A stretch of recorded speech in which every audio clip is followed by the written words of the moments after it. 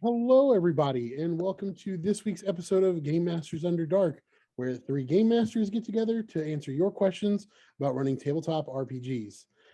As always, I am Will, one of your three GMs and the least experienced of the three. I am joined by Matt R. Matt, how you doing?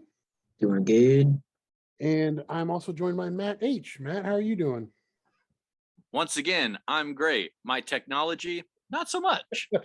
Yes, for those who are watching on YouTube, we're having some technical difficulties, so he will not be in the video again, but obviously we'll have his audio. So tonight's topic, we actually delved back into Reddit on the DM Academy subreddit, and I found an interesting topic because it's at least it's not something I've ever run into, as a new DM. It's usually the opposite of the topic tonight. So you guys ready before I go ahead and start reading this here question? I am prepared. Let's go. For the first time. So the topic comes from King Bai on, again, the DM Academy subreddit. And the question goes like this. He says, "Hey, y'all, I've been a DM for a while now, but only ever had the one campaign along with some one-shots. So my only experience with character backstories is limited, to say the least. But I'm starting a campaign once again soon and have asked players for a rough backstory. And well, I really don't have an issue with the length of the stories. In fact, encourage them, but they seem too epic." So he goes on to say, for example, one character in question is a knight that is part of an ancient order of 7 knights who are very powerful / influential. The order is based on an island off the continent's coast and are somewhat reclusive, but all are actively involved in the world still. The issue is that they don't really take apprentices according to the PC, and that he was chosen as a basic villager because of his potential. I don't really know why a powerful group of knights would want a commoner to join their exclusive and powerful group, or why they'd even send him out on adventures without training him more than the power of a level 1 fighter. Not just him, but other characters too propose epic backstories that, as cool as they are, a level 1 wizard can die from a small ledge, it feels like. Yeah, other classes have a bit more health, but you all know how flimsy fresh characters are. I really don't want to just tell them to scrap their character, but don't really know how I'd phrase, "Can you not be so cool for someone who might die?" or "should be protected by a high level to some extent." Does anyone have experience with things like this? If so, how did you react and what did you tell the players? So before we sound off on our own ideas, I think this was an interesting question because, especially with new players, you usually have the opposite problem of, oh, I'm just adventuring because gold, or I want to kill a monster. It sounds like his players are like, no, I've already beat this before, and like let's do this. So we'll start with Matt R. We'll start with you tonight for a little bit of change of pace. How would you handle this? First off, I would like to say that I am one of those players that do give a lengthy backstory. That said, I would like to think that I'm always thinking of what level I am, and also where I would be in the story. So if this would be great for a session 0. Maybe these people had a session 0. I'm not sure. Maybe there was something miscommunicated. But I think just communication of, hey guys, you are level 1, and just to give you a rough estimate, here's what the commoner stat block looks like, and you're a little better than that. And that's how I would set it up. And so when they're thinking about writing their backstories, I myself wouldn't write an epic backstory if we were doing a level 1 game, but if they wanted epicness, and then just don't start them at level 1. I mean, you would want to move that up to be to an epic level. If they wanted to like with the knights, how they suggested, I'd put that up level 7. Put that up there. That sounds pretty cool. And it would not only play into their backstory that they've already created, but also put them well into the world. And so I know it might mess up your story, but like I think when you're being a DM, you gotta it's a little bit of like catering, but that goes for the players as well. Like you gotta cater to the DM as well. Like it goes back and forth. So like the DM should take that in. Like think about like, hey, maybe if I move them up to level 7, it'll make more sense in my world. They'll be fit for those epic things that they did in the backstory, then ready for epic things that are coming. But also as a player, if a players are watching this, think about your DM. He did say start at level 1. So maybe think about like what would a level 1 character be doing all this right now? Right. Yeah, that makes sense. Matt, what is your take on it? So there's nothing inherently wrong with a really cool epic backstory. I think where people get carried away is that they go past the point where they should stop writing the backstory. I'll give the Sword in the Stone movie as an example. The Sword in the Stone movie is basically the origins of King Arthur and him pulling the sword from the stone. And that happens towards the end of the movie, is where he actually pulls the sword from the stone itself. I feel like that is a very good example of an epic backstory where maybe you're some destined for greatness warrior or something like that. You know, if you can start with a magic item, like you actually pull a sword from a stone. But that's really where your backstory should end. It shouldn't be, oh, and I pulled the legendary sword from the stone and I killed the great dragon tyrant of the realm with it, and then I set out on the adventure. No, your backstory should end with like, yes, and I pulled the legendary sword from the stone, and that happened yesterday, the day before we started playing. So when it comes to the knight backstory, the one that was offered up in the question, I don't see anything inherently wrong with it. The only thing I see wrong with it is the length of it.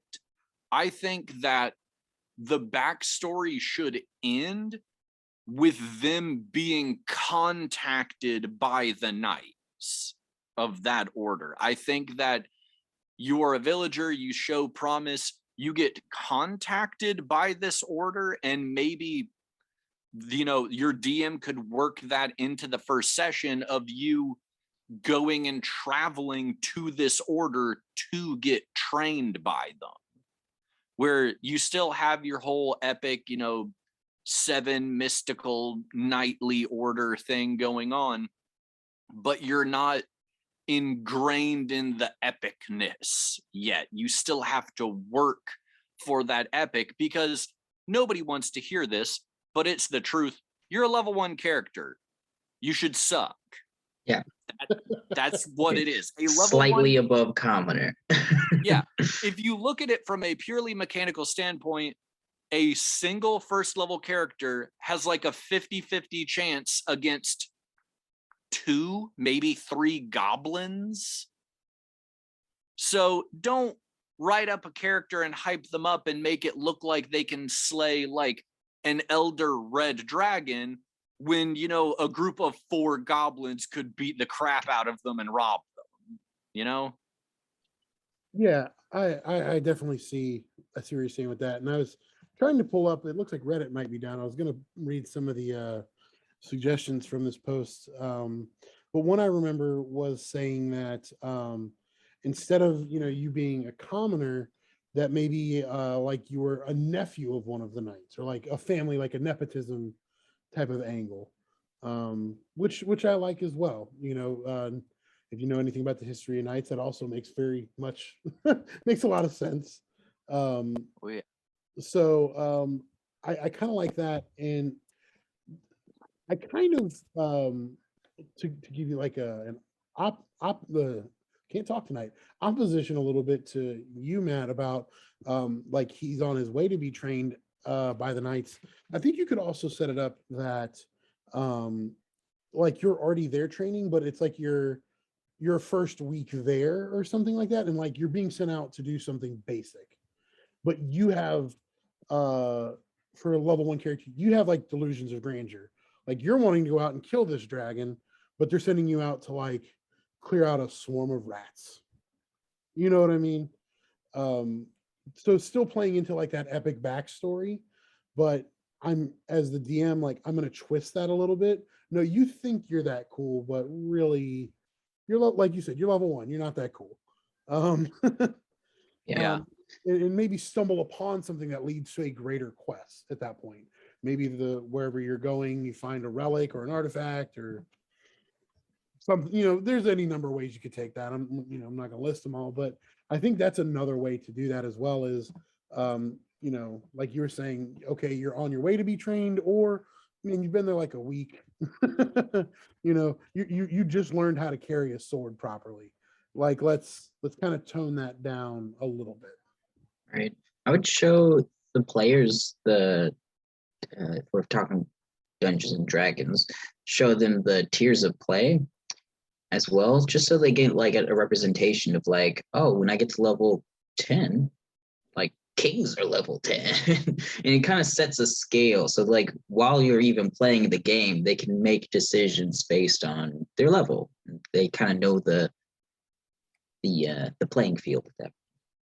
Yeah, absolutely. And let me see if I can actually bring that up. I know my screen's a little darkened here because of where I'm at, but my background, everything's dark. But tiers of play, here we go.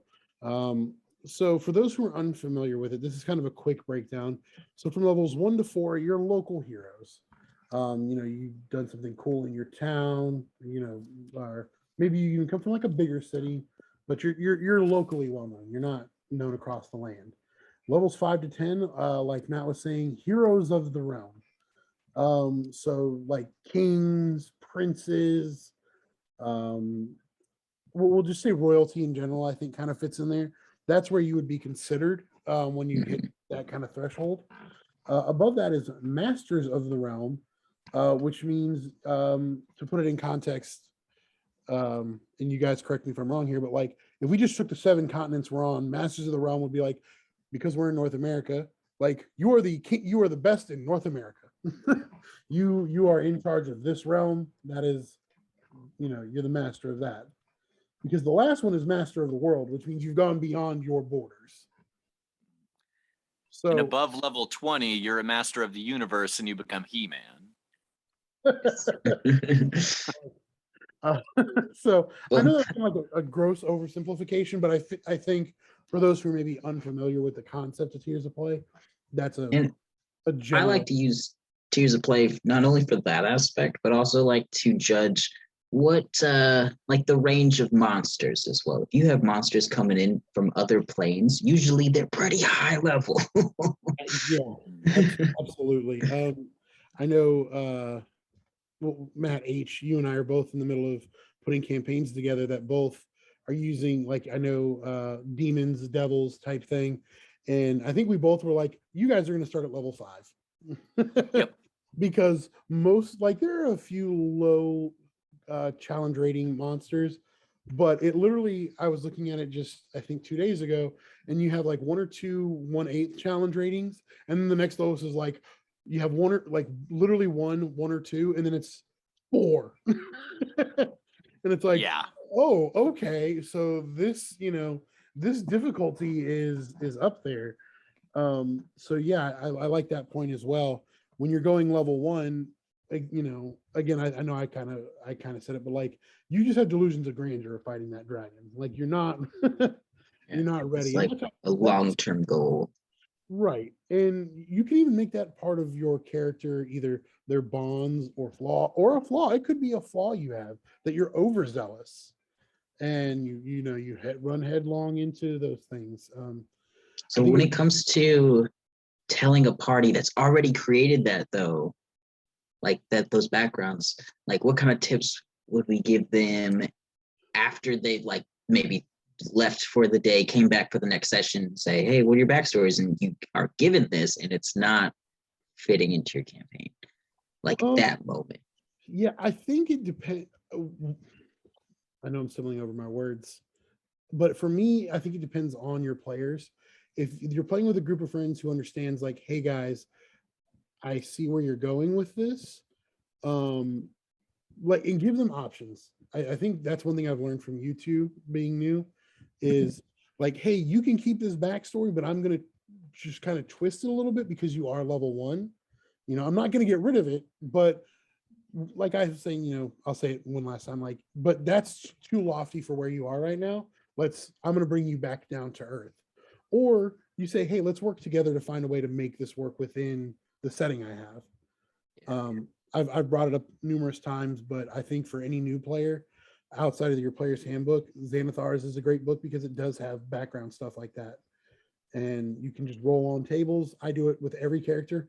I've gotten to the point where I'm like you, Matt. I have a lengthy backstory, but whereas you are much more creative than I am, and you come up with this like on your own, I'm just like, hold on, where's my dice? And I'm just rolling on a table, but the effect is the same. And at the end of the day, like I like rolling the dice, so that's why I do it. But if I roll on something and I'm like, you know, I'm a druid, but I grew up in a metropolis. No, that doesn't really make too much sense. I don't have to listen to the die. You know what I mean? The tables are there. I pick what I want, and I make it make sense. You can challenge yourself, Will. Yep. Challenge yourself. Just roll the dice, have them pick what it picks, then just be like, well, we're going hardcore mode right now, and that's, I guess, what we're rolling with, and we're going to make it work. Right? That's how you challenge that creativity. Well, I tried to do that with my Loxodon Ranger, but you wouldn't let me hide behind a tree like a cartoon character. Because it's ridiculous. That is ridiculous. I know. You rolled a 20 something to just hide, even though that you could be invisible. Being an invisible elephant is way more believable than just a hiding elephant. Matt, I don't know if you were there, but I told him, I was like, if that happens, you're just not there anymore. You left. Yeah. So, but you know, we were just messing around because I think we had talked, and I was like, I'd always wanted to play a Loxodon. I thought it was a cool premise. And you know, I was looking at even though with Tasha's you can move your stats around. We're a little off topic here, but it's also part of character creation. But I was like, oh, a ranger would be cool for that. And then I just thought it would be hilarious that like a 500-pound elephant was like, you know, the old school Looney Tunes where I'm like, I'm gonna hide, whoop, and I go behind like a skinny palm tree. And you know, I eventually changed that character. If I ever get to play it, it's going to be a druid. It's much better. But you know, those are the kinds of things, like you were saying, to challenge yourself. I was being goofy, obviously. But those are the kinds of things where when you have such an epic backstory for a level 1 character, sometimes, you know, we talk about all the time cooperation. If your DM comes to you and he's like, look, man, this doesn't make sense because you're level 1, instead of, you know, you don't maybe need to be that direct, as we've discussed from a recent incident that I had. You don't necessarily need to be that direct. Think outside the box and look for other options, and go like, okay, so maybe this doesn't make sense. Let's make it make sense together. Let's take some time. The only thing where that could become a problem is like if you have a whole party that's like that, because now that's a lot of work. I would accept that challenge and just say, and what I would do is if I took it in and maybe several players at the table have those kind of stories where they're just like, well, way up here. And I'm like, let's bring it down. Let's bring it down here. So I would just be like, one, we talk about the options, what you just said, but at the same time, be like, and you guys know each other, and like kind of like just start the game off of that. And like you can start the game pulling ideas from each other and be like, how do you know each other? Oh, snap, you guys know each other because you guys sell ice cream together. What? I didn't know that was a thing. Oh, that's crazy. Ice cream. You sell ice cream when you're not being a knight. Wow, that's cool. And you just bring it down, being like, suddenly you're a knight doing clerical duty, just handing out ice cream to other knights. And it puts you at the commoner level, and you're like level 1. So I know I've been kind of bogarting the time here tonight, but Matt, what are your thoughts on that? Of taking on that challenge? So and I've done this before. When it comes to people making super over the top backstories, I've noticed that it's a lot of new players that do it. It could be some veteran players, but from what I've seen, it's mainly new players. And I think the main reason why they do it is, I like to call it the epic video game creep. And that is, to give an example like Skyrim, depending on how you play it, within the first 5 or 6 hours of playing that game, you can kill a dragon in it. Stealth Archer. Which you really can't do as a first level character in D&D. So I had a new player, and in his backstory, it said that he killed a werewolf, and we were starting at level 1. And because he has just seen werewolves in media, he was just like, boom, silver tip arrow, they go down. And I'm like, that's not how it really works. And he's like, no, it's important to my character. And I'm like, okay. I wasn't saying no to him, but I was like, I'm going to put a werewolf stat block in front of you, and your first level character is going to solo a fight against a werewolf so you can see how it goes, to like show what's going on. That combat lasted 1 round. He was one-shotted by the werewolf. The werewolf won initiative, 1 attack, his character went down.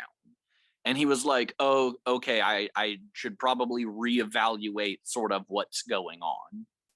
So he modified his backstory to where it was a werewolf that attacked his entire town instead of just him out in the woods. And with a group of townsfolk, he landed the killing blow on the werewolf. So he still got to keep that, like, werewolf, killed, like, I think it was like he said that a werewolf killed his brother because later on he wanted his brother to come back as a werewolf. Like, it was a really cool, epic, and interesting backstory, but it was too epic, because it was just him and his brother at like 16 commoners killing this werewolf by themselves. So he got to keep that. We just modified it a little bit to, instead of just attacking the both of them, it attacked his entire town, and it took like 30 commoners to bring this down.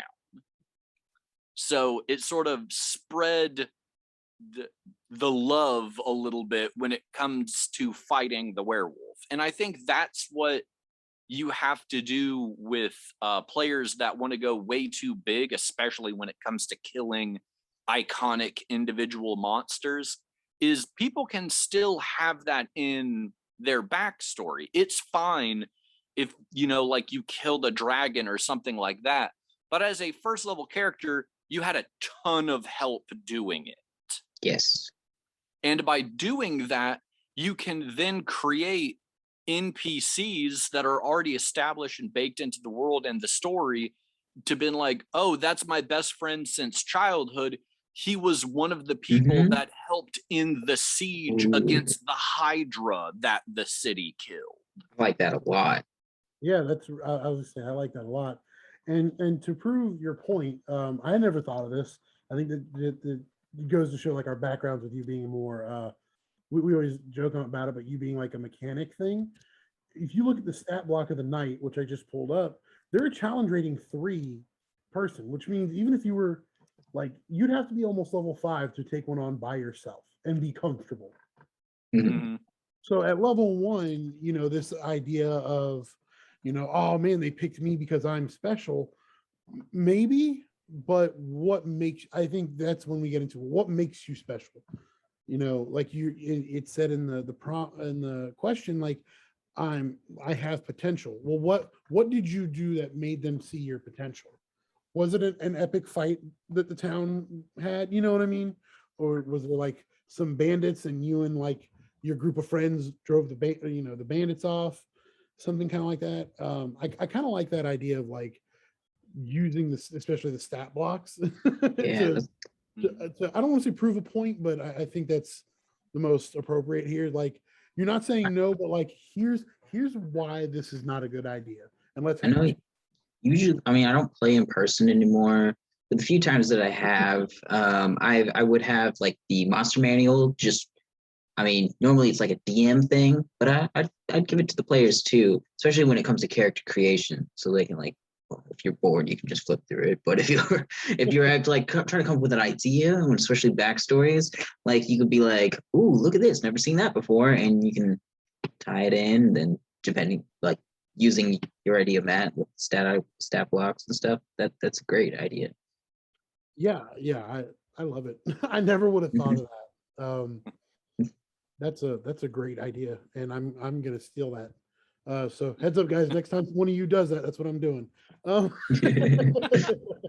That's fine. But no, I think that that's a good idea, and I like the comparing it to a video game, because I think that's where a lot of people come from. I know I did. You know, the first time I played, I was like, look, man, I grew up on RPGs, but I don't know D&D. And you brought up Skyrim. Jacob from XP to Level 3, who has his does some of the funniest skits about D&D I think I've ever seen. He recently came with part 2 of a video titled "Players Who Think D&D is Just Skyrim." That's why I had it on the brain. I just watched that video. Yeah, I watched it the other day when it came out, and if I remember, I'll link it in the description of part 1 and part 2. But they're hilarious because a lot of people come from that background, and if you don't know, you're going to make those mistakes. You know, and in those games, a lot of times, it's the common trope of you're the chosen one. Mhm. And I think a lot of people bring that to D&D, forgetting like, but if there's, I don't care if there's just 2 people playing or if there's 8 people playing, you can't all be the chosen one. That said, if there's a consent over table of like, hey, I want one of you guys to like be like the main character. You guys can like talk amongst yourselves as players and like pick that out, and that could be a really cool game. I think I've done that once, and it's pretty interesting. Because like, I mean, I kind of think of it like Atlantis, because Atlantis has this really cool cast of characters, but then there's Milo, who is the main character. And so like everybody loves at least a different character who's not Milo in the Atlantis movie. Yeah. And so that's just as exciting as Milo. Well, I don't know why I use Atlantis. I mean, Lord of the Rings. Yeah, come on. It's right there. Ooh, we're gonna move on before my nerd card is revoked. So Get out of here. we've had these conversations off cast. We're not gonna have them here. But no, I like that idea. And I was speaking more in generalities. I think if you can have the table come together and agree like one person might be the chosen one, I think that's actually a really good idea. I think in general it's hard unless you have a group that trusts each other, because that we that's talk always nice to begin with. right. But we talk about that every week, like communication between your DM and your players, and your players have to trust each other. I think that's something that, again, a little off topic here, but when I've made my characters in the past, or even when I've played, because I'm so used to playing solo games like RPGs, I don't necessarily trust myself or my teammates, only from the perspective of like, I'm used to doing this on my own, but now the decisions I make impact everybody else. So I have to, I can't just go in being ridiculous, because what I do could really mess up the encounter for myself and everybody else. So a backstory, I feel like, can do that as well, if because you might set yourself up for some kind of expectation that you have that isn't realistic.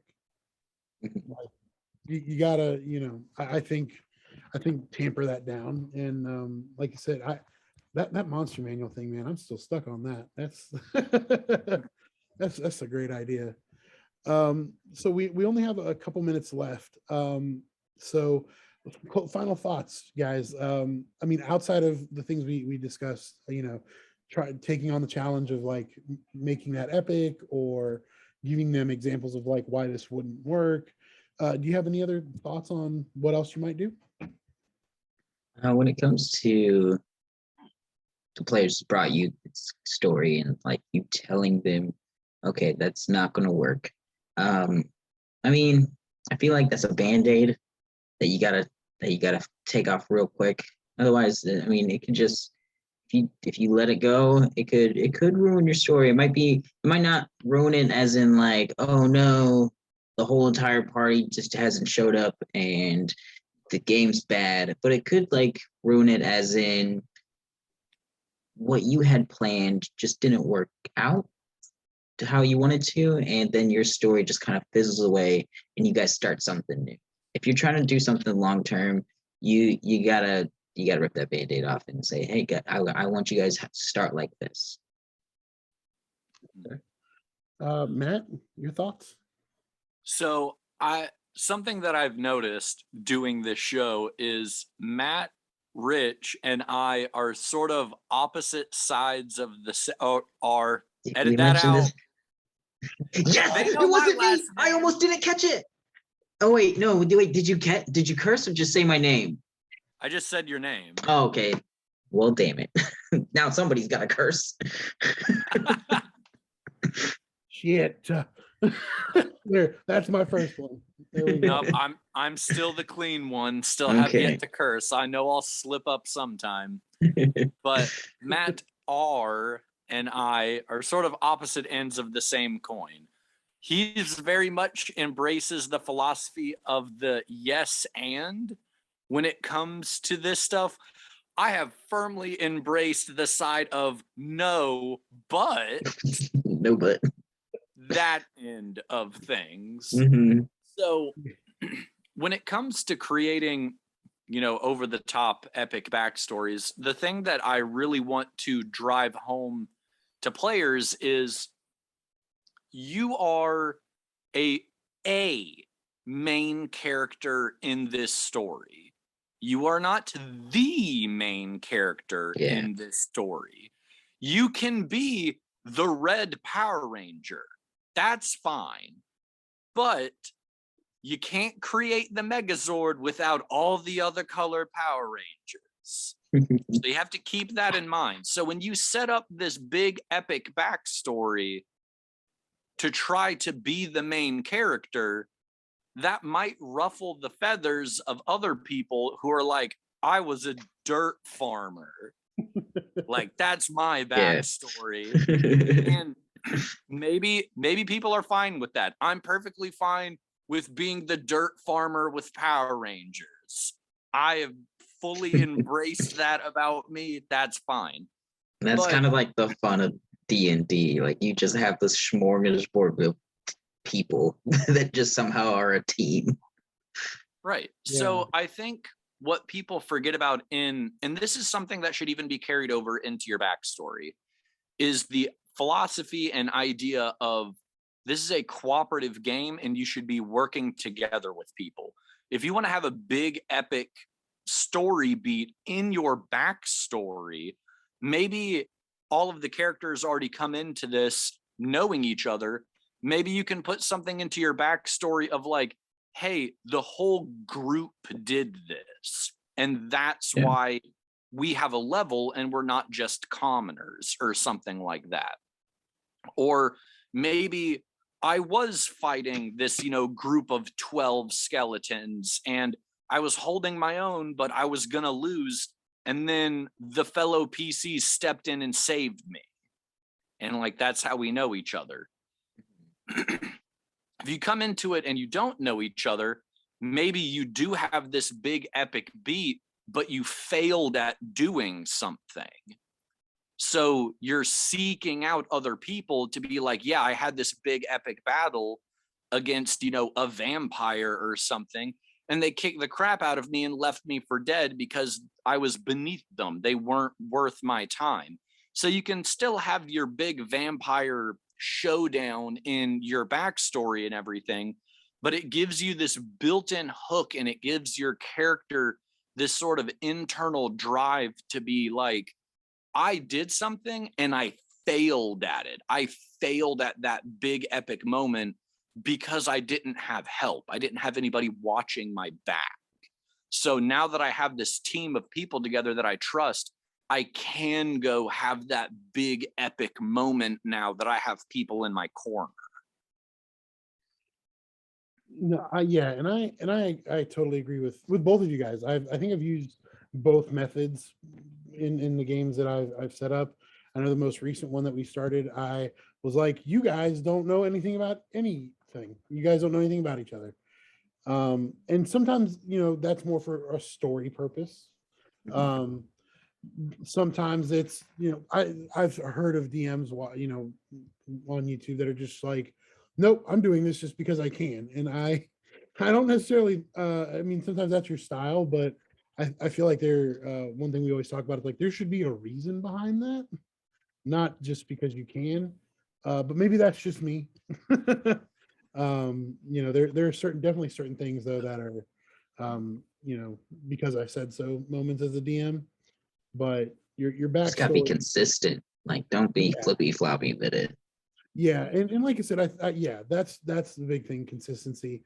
You guys, I say it every week. I'm lucky because you guys let me basically test out my style on you guys, and I feel like I'm slowly starting to find it. But this is, I think, backstories is a big part of any game, and this is a good thing for any new DM. Like you said, rip the band-aid off and have that conversation and see how your group goes from there. Hopefully they're Mhm. receptive and willing to work with you, for the sake of having a really fun game. Oh, But, yeah. I like it. yeah, guys, that's our show for this week. As always, if you enjoyed the video, like, comment, subscribe. We do check out all the comments and stuff. If you have a question you specifically want answered, go ahead and drop it down in the comments. If not, like I said, we do go through the different D&D subreddits. There's a lot of questions on there that don't get a lot of answers, and that's what we try to help with, is the ones that maybe don't get as many answers. I did forget some housekeeping stuff at the beginning. As always, if you just want the audio format, we got Apple Podcasts, we have Amazon Music, Google Podcasts, all the big ones were there. So if you prefer the audio only format, check us out there. And I believe that's everything, guys. So we hope you have a great weekend and happy gaming. We'll see you guys next week. Adios. Sorry for doxing you, Matt.